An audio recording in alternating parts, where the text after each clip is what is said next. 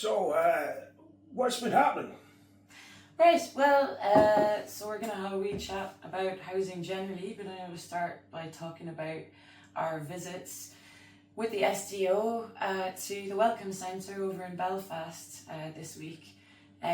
So the Welcome Centre provides women-only homeless emergency accommodation, and this is something that we're campaigning to try to get in Scotland, because currently all we have, basically, apart from the few flats that are generally all filled up, emergency flats, is emergency accommodation in hotels and B&Bs, which are not homeless services, just don't have any kind of provision in terms of counselling, people on hand to talk to, referrals to other services and help you might need. These are just hotel and B&B accommodation, frequently with basic maintenance, not taken care of, damp, mold, infestation, and on top of that, really dangerous situations where you've got a ratio of about 14 men to 1 woman, because women are very underrepresented in homeless services generally and in homeless accommodation.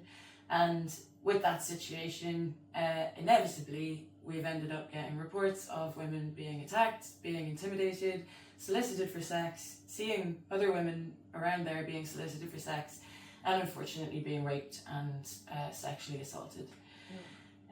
So we went to Scottish Parliament, our petition was seen by the committee, and the Scottish Government submission that had been put in before that, which basically said we recognise that women in homelessness have specific needs and we're doing everything we can to help them, including we've put some money towards doing this.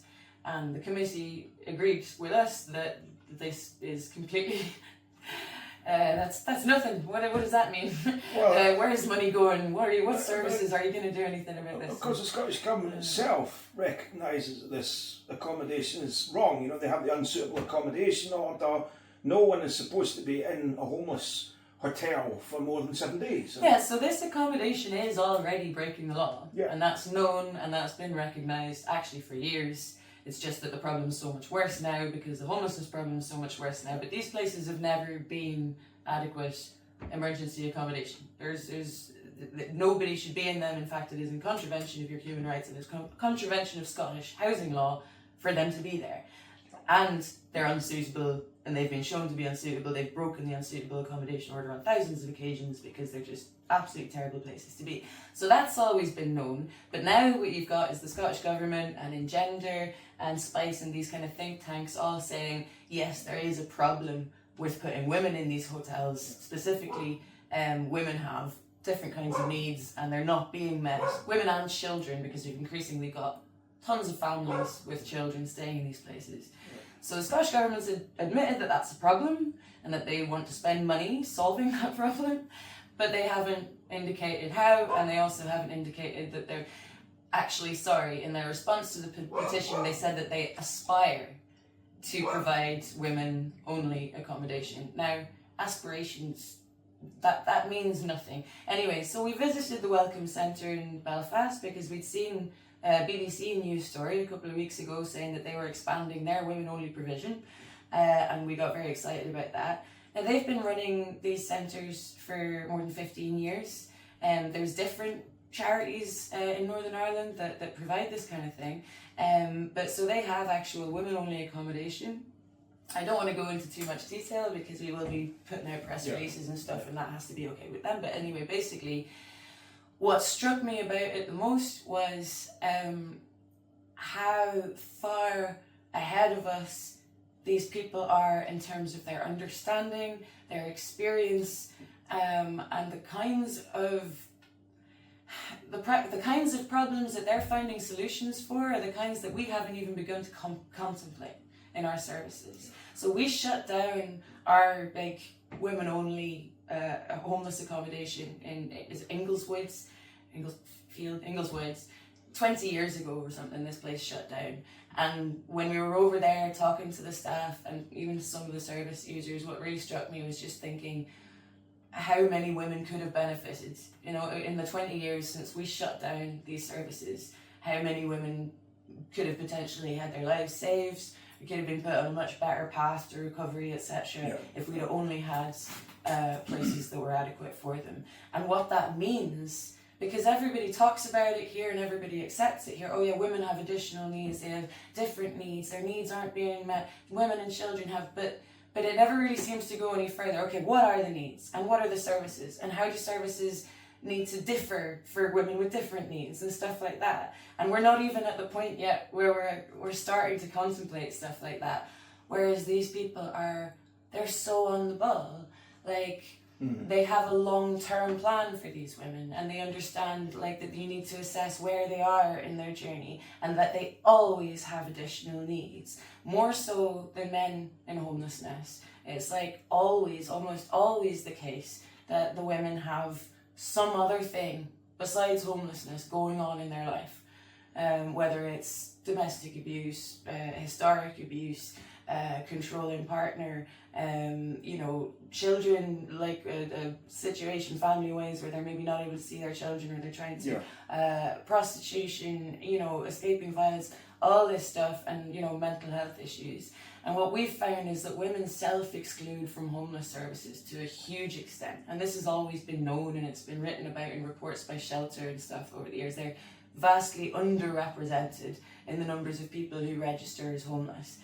And I think part of that is that they're self-excluding from services because they know that if you end up in emergency accommodation that you're not going to be safe, and they don't want to stay in that kind of accommodation.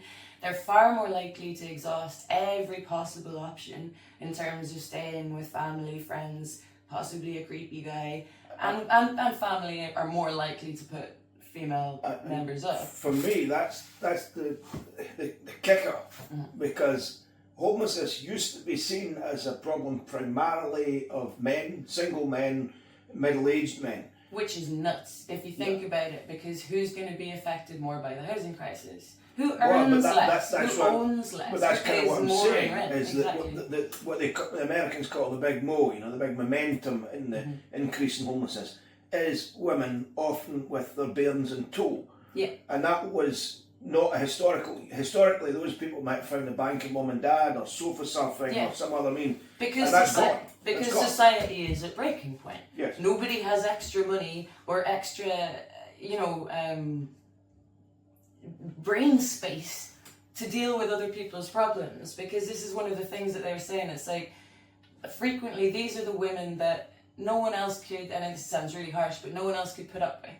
These are the women that nobody could have them around, because if you think about it, when you're homeless and you've ended up having to stay in somebody's house, be it a family or a member or a friend, there's a lot of pressure on you then to be very well behaved, to be very polite, to be nice to everyone, to do childcare, housework, whatever it needs to be. If you're not mentally or emotionally in a place where you can do those things, it's and I've been in that situation, and that's the thing, that when I was hearing them talk about it, I think we all have an image in our head of like what those people would be like, the kind of person who's got a chaotic lifestyle and can't be like, but that was me at one point, that was my best friend at one point. And it's just that if you're not in a place where you can be on your perfect behaviour, or you can be amenable to everybody around you's sort of needs or expectations, which if you think about it, if you're escaping an abusive situation, if you've been living without a home, if you've been living without safety, if you've had your kids or your family taken off you, that's the point at which you need your own space, and you probably need, that was going to happen. Yeah, we're just in my kitchen, it's not a proper studio. Okay. But if you're at a point there when you need help. You need a place that is safe, with a lock on the door, that isn't going to have men pushing their way into your room, walking in on you when you're in the shower, where you can walk in and out of the building without having men hanging around outside trying to exploit you. It's obvious. So what we found was, obviously that means that if women have loads of extra needs, that means that you need extra stuff in place, extra services in place, and you need to be signposting them to different services, and you need this whole multi-agency thing where everyone's working together to meet the different needs that they have. So that can be all, you know, like setting them up with like the skills that they need to manage a tenancy in the future, budgeting, regulating their emotions, sorting out family stuff, you know, frequently cutting ties with scary people from your past that might want to harm you. Stuff like that they're so well equipped to deal with, and they have endless patience and time for these women, and that you're allowed to make mistakes time and time again, but that they will deal with it and they, you know, help you through it. And what that means is it's extra cost intensive for women, so the cost is more. But actually, what we found is that the outlay at first would be, obviously you need money to set up these spaces and all the rest of it. But actually going on from there, the amount that they pay per person for all this absolute wraparound, everything included service that's properly assessed and managed in all these different agencies, they pay about the same for that as we pay for these hotels. Yeah. So, I mean, it would save people's lives, it would save money, it would save the NHS, it would save social services, it would, you know, it's like... It's just so Scotland, isn't it? You know, we're a country that adopts every new intellectual curiosity or fashion. You know, we adopted the Nordic model of a prostitution, but did we fund it? No. Did we do any enforcement? No. Did we have the welfare and the wraparound support for women in prostitution? No. Yeah. We adopted the Finnish model of housing first, but with the houses and the support and... Yeah, you know. exactly. We have a right to housing in this country, which we, you know, we're striding the world stage and saying, look how great we are. And I think that even in Northern Ireland, people were under the impression that, oh wow, wish we were in their situation, and wish we could do things as well as they do in Scotland, because they look at some of the policies we have and they think, oh, that's great. It doesn't mean anything if you don't have the accommodation, if you don't have the homes. And of course, it turns people who are in dire crisis into a negative externality for other services. You know, we have a completely different angle. You know, people can't access a GP or a dentist. They turn up to A&E with sepsis because they've had a filling that they needed replaced. And this is the sort of thing that we rob Peter to pay Paul. And I think the politicians feel immune to it because some of the people who are experiencing the harshest aspects of this cruel policy world don't vote. That's very true, but it's not just that, is it? I think a lot of this has to do with the fact that we purged all the feminists from our institutions. Well, there was a way to come to that, because I thought it was salutary in that petitions committee debate where the people from the government kept talking about gender when your petition very explicitly is about sex. And I don't know if that was a case of sloppy thinking or a deliberate attempt to reframe what you're attempting to achieve. I think it absolutely is, and for them, I mean, it's a very deliberate ploy, isn't it? Because sex has a legal meaning. Yes, and they know that. We know that. So changing the word sex to the word gender there is changing something with a legal definition to something with a very fluid definition that they can choose their own way. What is single gender accommodation at the end of the day? I mean, fine, but the thing is, this is an imaginary problem. Even the feeling, the need to change the word sex to the word gender there just goes to show how little they have an awareness of the reality on the ground. It's not an issue. The issue here is women being attacked and being unsafe in homeless accommodation, and that they have needs, and that you are actually putting women's lives in danger. And we have an evidence base for that. Yeah. And we have, you know, we used to recognise the need for those services. Like, we used to have this as a service in Scotland. We shut it down at some point. And since then, we've arrived at this weird place. And the thing is, I don't think nobody that I've met, and nobody anywhere, I think, on the political spectrum in Scotland would say that we shouldn't have women-only accommodation. The only disagreement that they might have is over the hypothetical people that may or may not be allowed into that women accommodation who don't meet certain people's definition. Well, do you know what? Those people have a legal right to a house.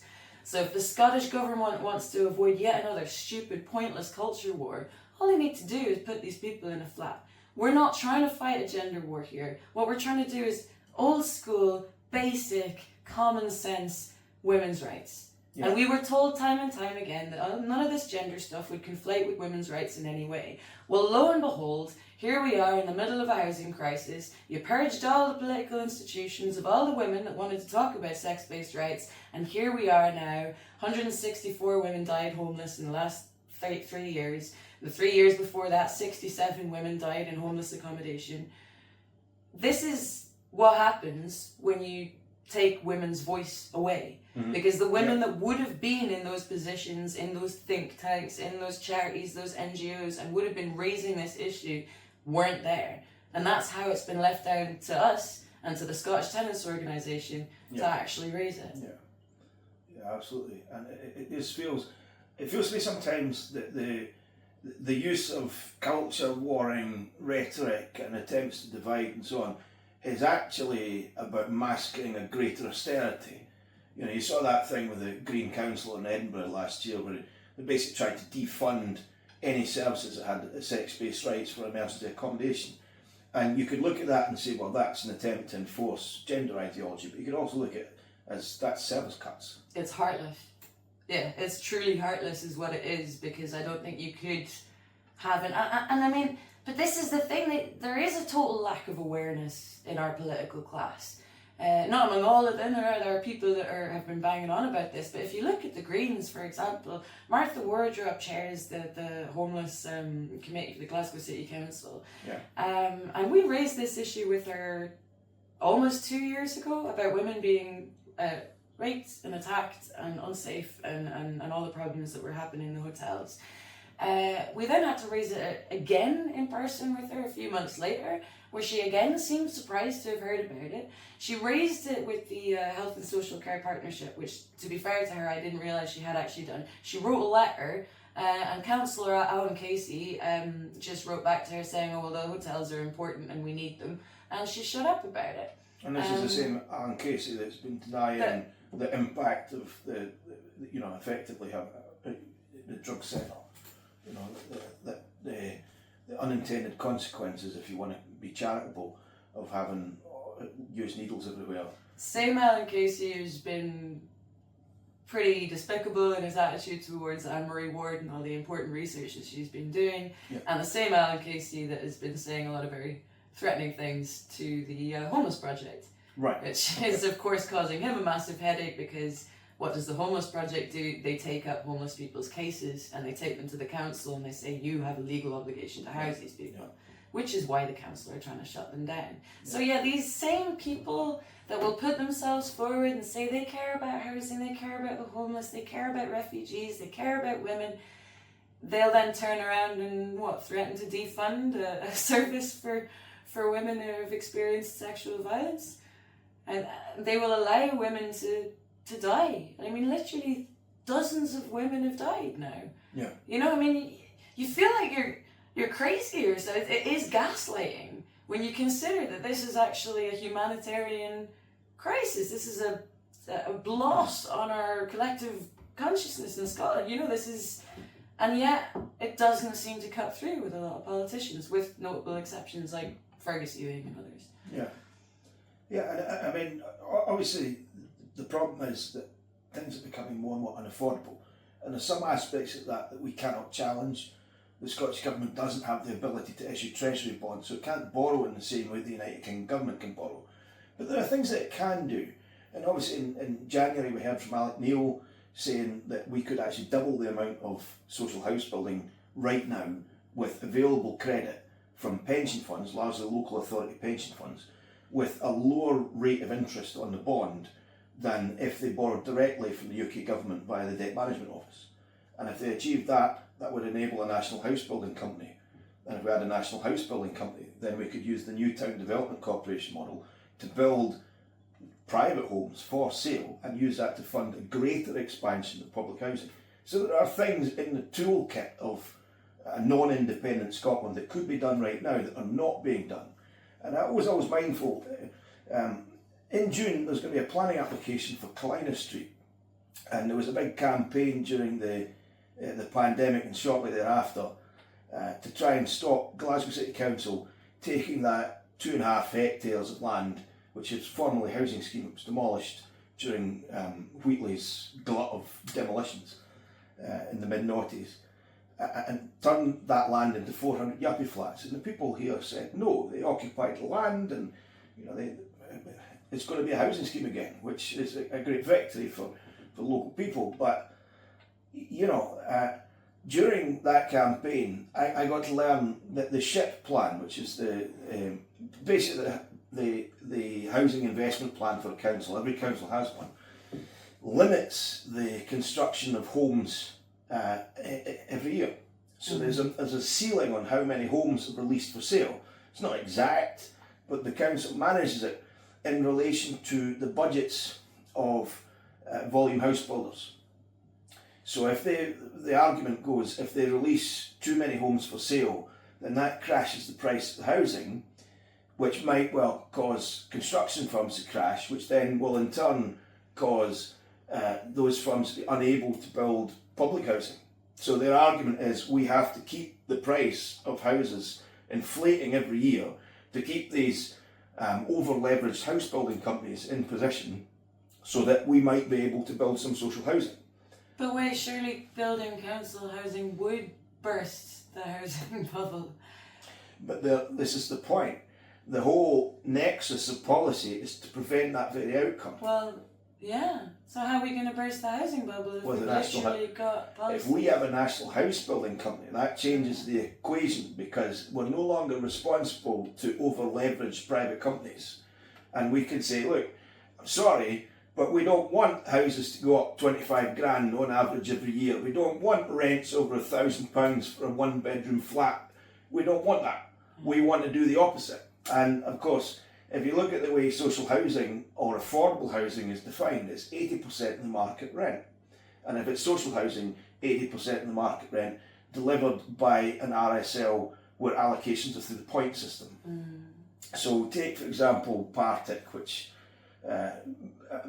for people outside Glasgow, Partick is it has a lot of rental pressure because it's right next to the university, and it is a working class community, but increasingly it's seen a lot of student accommodation and so on. And the expansion of overseas students has meant there's a lot of money that's flooded into the area, which has seen venture capital build more and more unaffordable homes.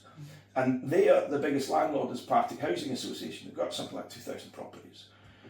And instead of acting as a depressant on that tendency for the rents to rise and property prices to rise, they went, aha, well, I'm sorry, this year it's a 10% rent increase. Aha, because we get 80%. So if the market goes out of control, they can chase the 80%. And I'm sorry to say, some of the organisations that have looked to try and tackle the housing crisis have focused exclusively on the private rental market. And private rents, although they're the ones skyrocketing fastest, they're not the biggest factor. And if we use the power of former public housing, in this case Partick Housing, but I said the social rented sector, and we said, look, why don't we give everyone the right to a house? Why don't we define affordability? Not 80% of the market rent, but based on some rational measure, whether it's your wages or the neighbourhood or so on. And we say, you can't charge more than that.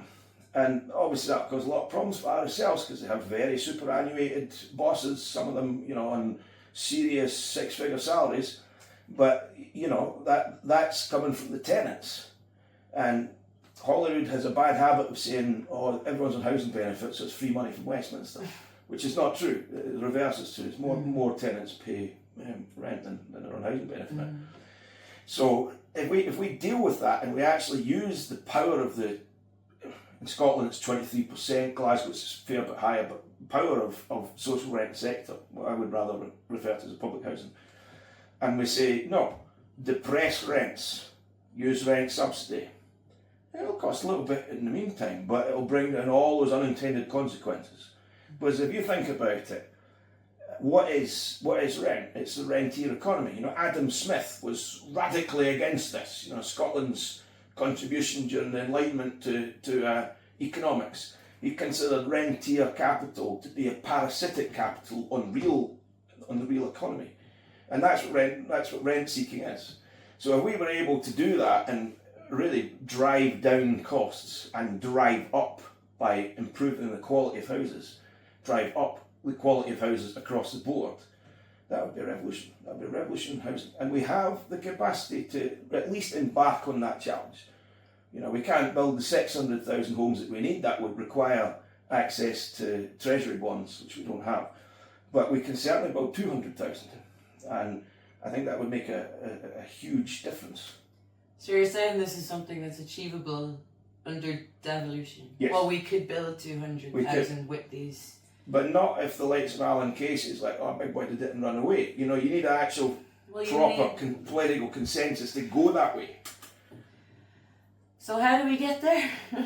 Well, I think obviously the Scottish Tenants Organisation has already taken a view that we need to give access to public housing as a right, in the same way that we have tap water here that isn't polluted, in the same way that, you know, you can go to your GP, or, you know, you expect your children to have education. It should just be considered a public service, a right that any citizen can avail themselves of.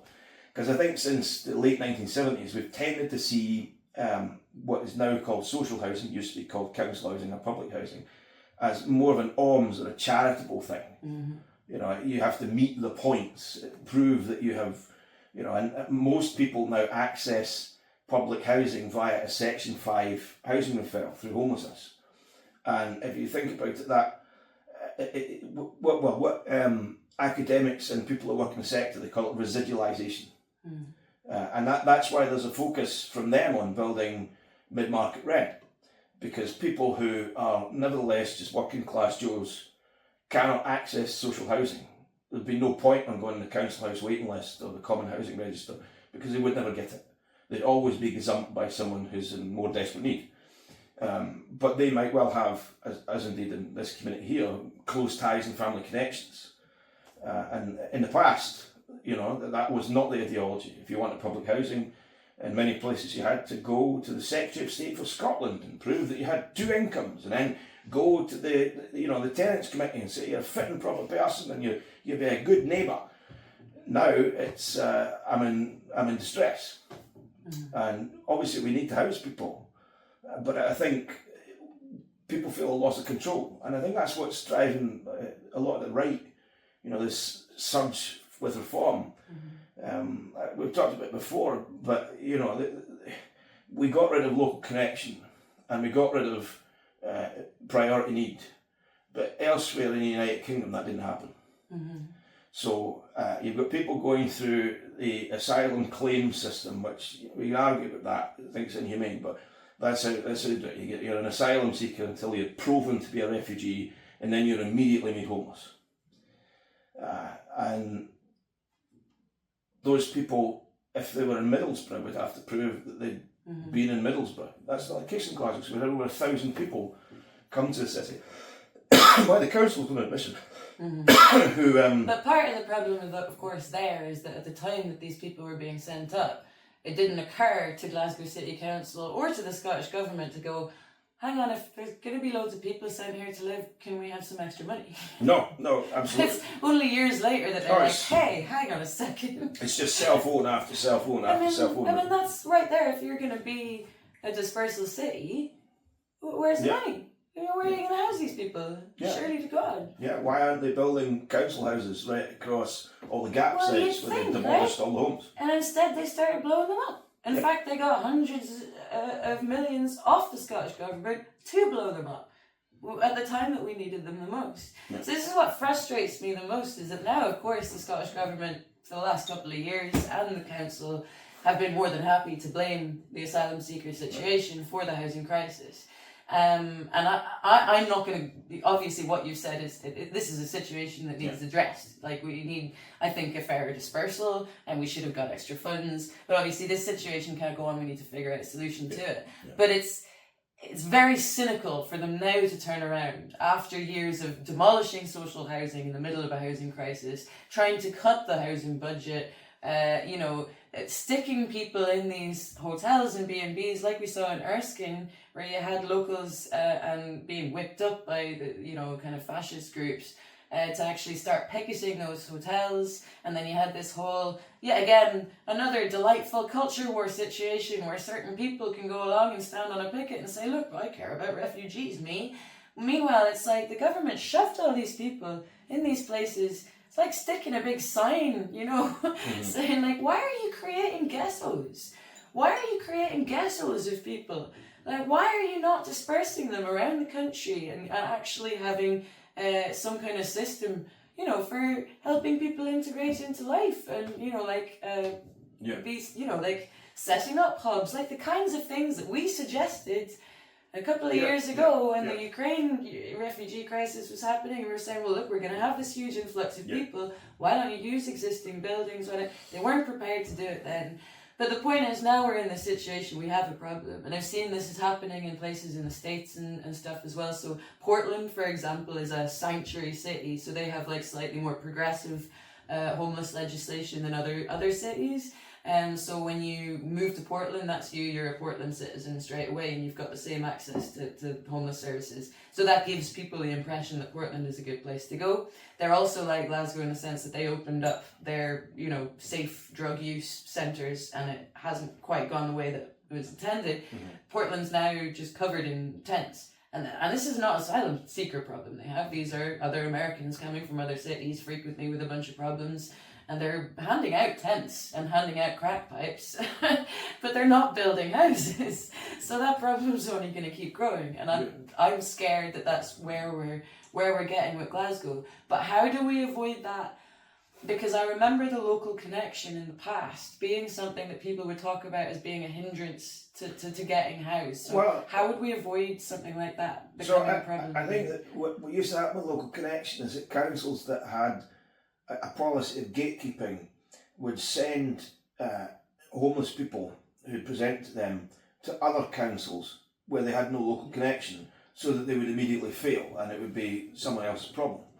I think that was the drive to stop that behaviour.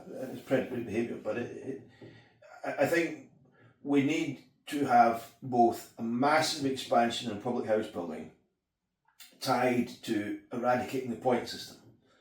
Because you can't have a situation where poverty stricken, put that in inverted commas, but many housing associations have no money. Some, like Wheatley, are full of money, but many are struggling. And so they fill almost all of their vacancies that come up through Section 5 referrals. And that can concentrate social problems because they don't provide wraparound support or care. And you know, that's not what you want.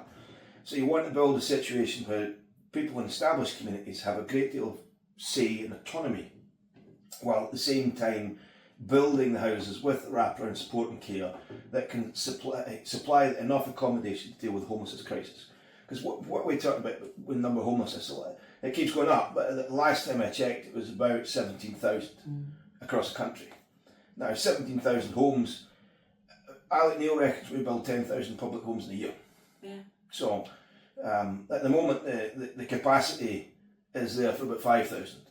And I remember during the last Holyrood election, there was a bidding war between all the political parties. You know, the Conservatives were 7,000, the Greens were a little less, they actually promised less, the SNP promised more, Labour promised 100,000. The point was the construction industry isn't there to supply that. And I do also remember a certain housing NGO, the campaign coordinator last year, saying on Twitter, I don't think we do need a mass programme of house building. Which baffles me that there is anybody left in the political kind of world in Scotland or anyone with any awareness of this stuff that doesn't think we need to build more houses. Well, I think that was coming from perspective uninformed by the political imaginary of public housing. If you imagine public housing on their terms, social housing, as alms for the poor, and they don't see themselves as the poor, then from their perspective it's all about regulation in the private rented sector. But as we've covered, regulation in the private rented sector is much less effective than hammering the private rented sector by improving the public rented sector. But also surely a lot less popular politically. I mean, among everyone. Yes, Because apart from a everyone you narrow- talk to wants more public housing, but yeah. basically no one I talk to seems to think that the rent controls were successful. But that's because we're talking about a narrow strata of people who you might say would be SNP, Green, aligned, middle class people who are, they might well inherit money, you know, but at the moment they're trapped in a pokey tenement in some bijou part of town, and they'd prefer to have what they grew up in. I think that's what it comes down to, basically. But you know, we can discount that. That's a discredited perspective. But this idea that bringing in rent controls will solve the problem is missing that it's a small tranche of those who rent. Well, it didn't. So No, you know, we name them as well. Living Rent successfully won what they called, you know, an evictions ban, and they successfully got a rent cap, and now they're likely to be somewhat successful in having greater rent control than currently is extant. But none of it affects the social sector except negatively, because the eviction ban led to a slew of evictions in the public housing sector. Because they figured the amount of debt that an individual could accrue would be £2,400 before they get evicted. But if someone's on housing benefit and through no fault of their own the DWP don't pay out, it could often be 6 months before a social landlord would get the money. Mm-hmm. And they would actually take the ceiling at £4,000 before they thought the person was taking the mickey. What they actually did with that is they created two classes of tenant. Yeah. Like, if you're going to produce legislation that only protects one group of tenant, I mean, it's an obvious kind of conclusion to that. And also, it's the wrong. If you're going to protect one group of tenants, it should be public housing tenants, because that would have a knock-on effect on the private rent sector, like Partick Housing Association being the primary driver of rent conditions in Partick, other than Glasgow University. Yeah. All right. So to wrap this up, we need women-only accommodation to start off with. Sex-based. Let's get a centred sex-based. Obviously, when I say women, we mean women. Just to make that clear. Yeah, based on the Northern Irish model, there's plenty of expertise and know-how out there that we can pull on. So it's insane that we're not doing this, and the money's there. We're already spending 45.5 million we spent on hotels and B&Bs last year. So can we just take a wee bit of that and start building services that make a difference to people? Yeah. So we'll continue with that. Petition's still up, and we're gonna have a lot of campaigning happening around that. You have written a policy document that has been passed through the Alba Housing Committee. Not yet. Through the committee, but not. Through the committee, not, but it hasn't no, been. yeah. Okay. But basically, everything that you just spoke about. We want to Yeah. get rid of the point system. We're going to get rid of, bring back the local connection in some form, perhaps not the way it used to be. Mothers and daughters policy. Mothers and daughters policy. Yeah.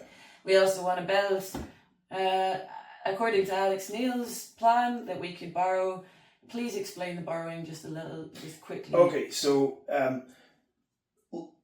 pension funds operate on a 50-year basis. So it's not like going to the bank where they want a pound of flesh really quick, or venture capital. Instead, they're prepared to say, look, we'll take 2% over 50 years, or however much it is.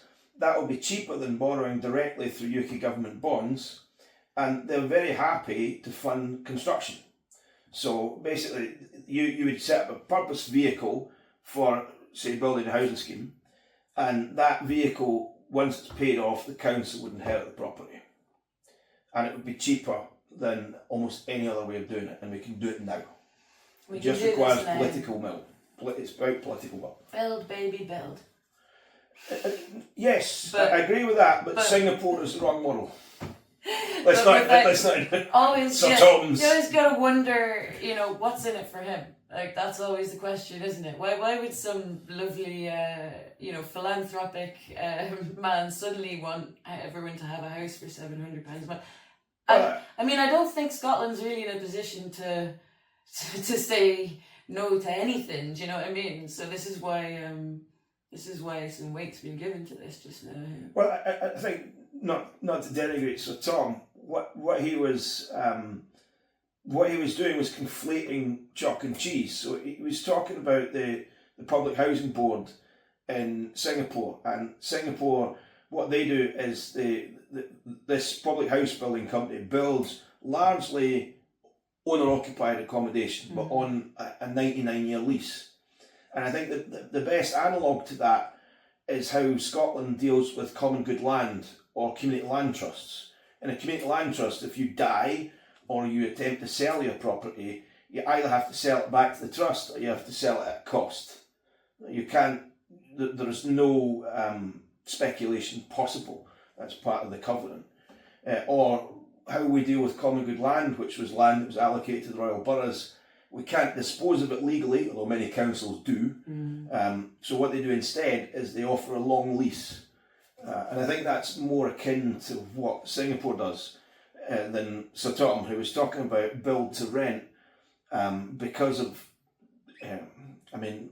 businesses and capital are always concerned with risk, but it's the risk of unknown legislation around rent control. So you're saying if there's venture capital floating around to build to rent, it'll go to Manchester or Birmingham rather than Glasgow or Edinburgh. But build to rent is a terrible model, and it's not akin to Singapore at all. So I think he was conflating chalk and cheese. Singapore's interesting, it's perhaps difficult for Scotland to do the same thing, but it's not build to rent. It's very different. Well, I was thinking of your man that wants to build the £700 houses, but the thing is, why would we be subsidising private companies to do this? This is the thing. Why can't we do this ourselves? Well, that's why we need and public actually house reap the benefits. Exactly. Public house building company. Yeah. I mean, one of our members took us to Hamilton, and where they were living, and there's a big construction work going on, and it's all been managed by a property firm called Stuart Milne, who were a volume house builder, and they were one of the biggest in the country. But they've collapsed because they couldn't pay their banks.